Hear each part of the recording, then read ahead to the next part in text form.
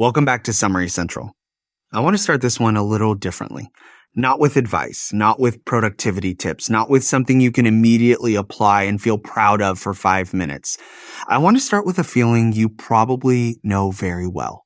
That quiet sense, usually in the background, that you are behind on your own life. Not behind at work specifically, not behind on emails or tasks, although that's part of it. Behind in a deeper way. Like everyone else got a memo about how to live properly, and you're still getting ready. That feeling is the entire reason 4,000 Weeks exists. Oliver Burkeman isn't trying to teach you how to squeeze more out of your time. He's trying to explain why that instinct is making you miserable in the first place. Because the truth is uncomfortable, but also weirdly relieving. You do not have a time management problem. You have a finite life. And those are not the same thing. The number that changes everything. 4,000 weeks. That's roughly how many weeks you get if you live to about 80 years old. No drama, no scare tactics, just arithmetic. 4,000 sounds like a lot until you translate it into lived experience. Because you don't experience life in weeks. You experience it in moments, conversations, phases, seasons where something mattered, and seasons where you were just trying to get through. And here's the part nobody likes to say out loud. You have already used up a large chunk of your 4,000 weeks. Not poorly, not wrongly, just inevitably, which means something very simple and very unsettling. You cannot do everything that matters, not even close. And yet, modern life is built around pretending that you can. How productivity quietly betrayed us. Burkeman starts by pointing out something that should have made us calmer, but didn't. We are living in the most efficient era in human history. Think about it. Email instead of letters. Navigation instead of getting lost. Automation instead of repetition. Instant access to information, entertainment, people, work. By any reasonable logic, we should be relaxed. Instead, we're exhausted. Not because efficiency failed, but because it worked.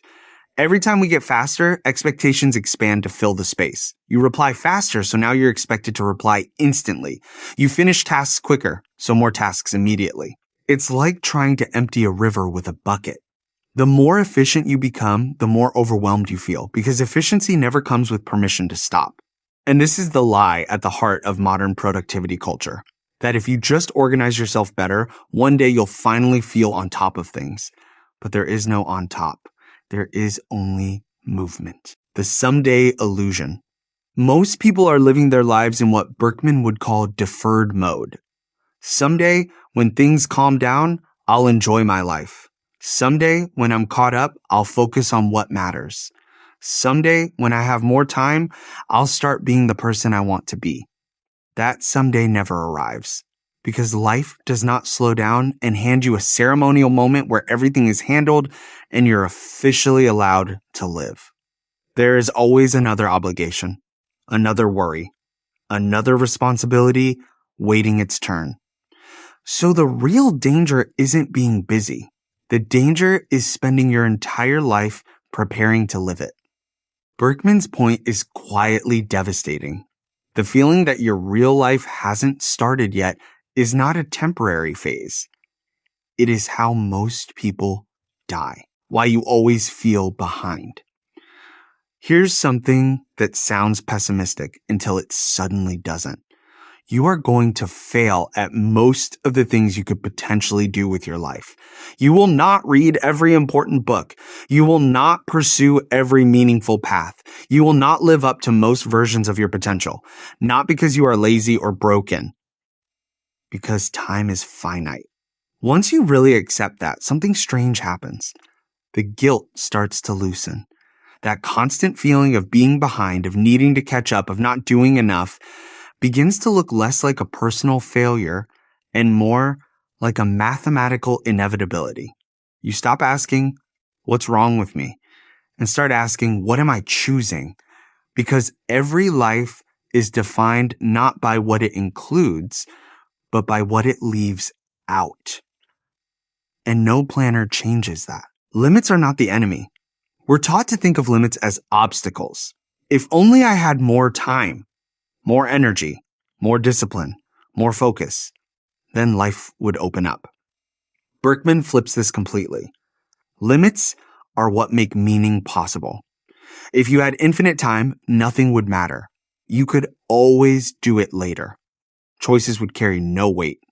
Commitment would be pointless. The reason your decisions feel heavy is because they are real. Choosing one thing means letting go of others. That hurts. But that pain is the cost of having a life instead of a list of fantasies. Trying to avoid that pain by keeping all options open just leaves you suspended, anxious, forever undecided. You don't get freedom by refusing limits. You get freedom by choosing which limits to live with. Why this feels scary. Accepting finiteness feels like failure at first. It feels like giving up, like settling, like admitting defeat. But what you're really giving up is the fantasy version of your life. The version where everything fits, where you manage time perfectly, where nothing important is lost, where you arrive at the end feeling complete. That version never existed. Once you stop chasing it, you can actually show up to the life you have. And that life, while smaller than the fantasy, is real. Part 2. The trap of planning your entire life. There's a moment most people recognize even if they don't talk about it much. You zoom out on your life, mentally. You start thinking in years instead of days, 5-year plans, 10-year visions, the kind of person you are becoming. On the surface, this looks responsible, mature, ambitious. But Berkman points out something quietly unsettling. The more seriously you try to plan your entire future, the more fragile your life becomes. Because planning assumes stability, and life is anything but stable. People change, interests fade, energy shifts, circumstances rearrange themselves without consulting your spreadsheet. The future you are planning for is not waiting patiently. It is being rewritten in real time. And when reality inevitably deviates from the plan, it doesn't feel like adaptation. It feels like failure. That's the hidden cruelty of long-term planning. It trains you to experience normal life as disappointment. Why goals quietly poison the present? Goals sound harmless, motivating even. But Berkman asks a simple question that most self-help books avoid. What happens to the present moment when your happiness is tied to a future outcome? The present becomes something to endure, a means to an end, a waiting room, a checklist item on the way to real life. You push through today so tomorrow can finally feel meaningful. Except tomorrow keeps moving.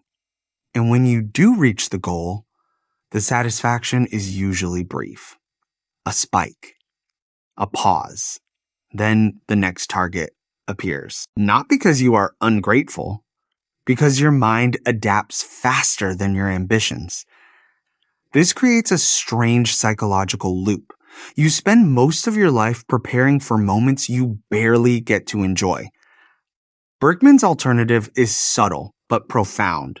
Instead of organizing your life around outcomes, organize it around how you spend your days. Not what do I want to achieve, but what kinds of activities am I willing to keep showing up for, even if they never lead anywhere impressive? That question cuts through a lot of noise. Commitment means closing doors. Modern culture treats optionality like a virtue. Keep your options open. Don't commit too early. Stay flexible. Berkman doesn't deny the appeal. He just points out the cost. When everything is possible, nothing feels solid. Open options demand constant evaluation, constant comparison, constant wondering if you should be doing something else instead. That mental noise drains meaning out of whatever you are actually doing. Commitment, on the other hand, feels scary because it closes doors. You choose this relationship, this career path, this way of spending your time. And once you choose, other lives disappear. But here's the part we don't hear enough.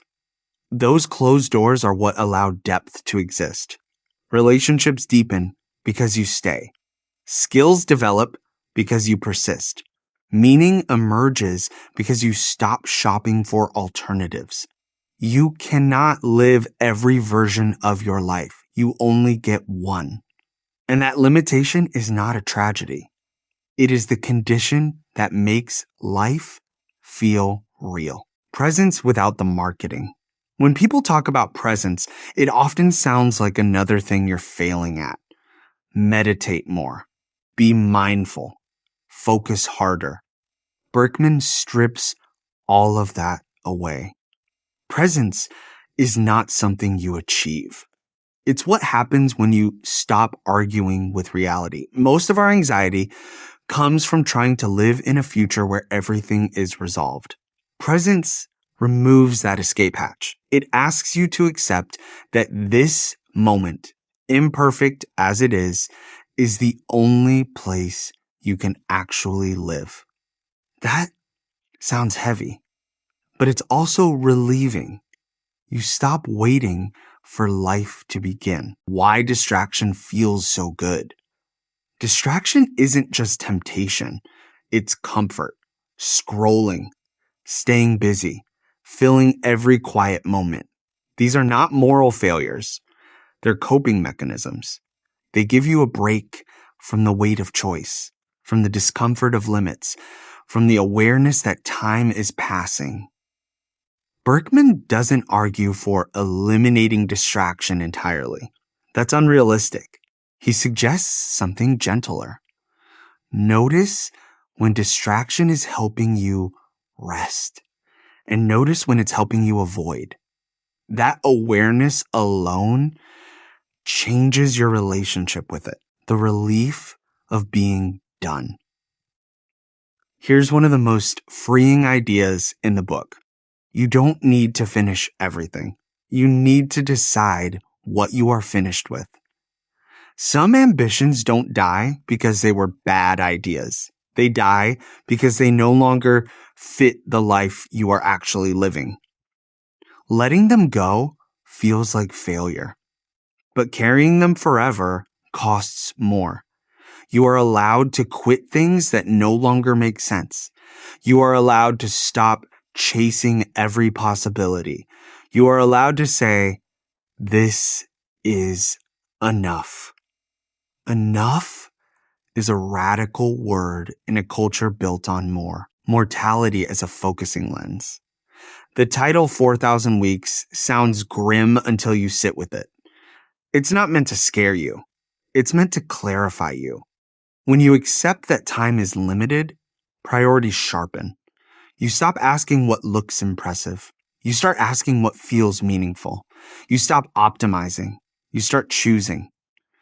Mortality isn't the enemy of joy. It's the reason joy matters. What a good life actually looks like. Berkman never gives a checklist. That would miss the point. But a shape emerges. A good life is not one where you master time.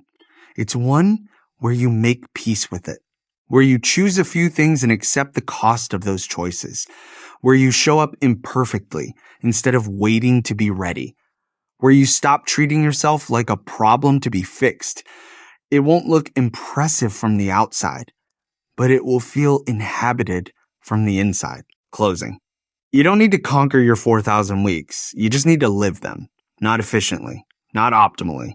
But honestly, choose a few things. Let the rest go. Show up while you're here. And remember, there was never a version of your life where everything fit. There was only this one. If this helped, take a second to like the video and subscribe to Summary Central.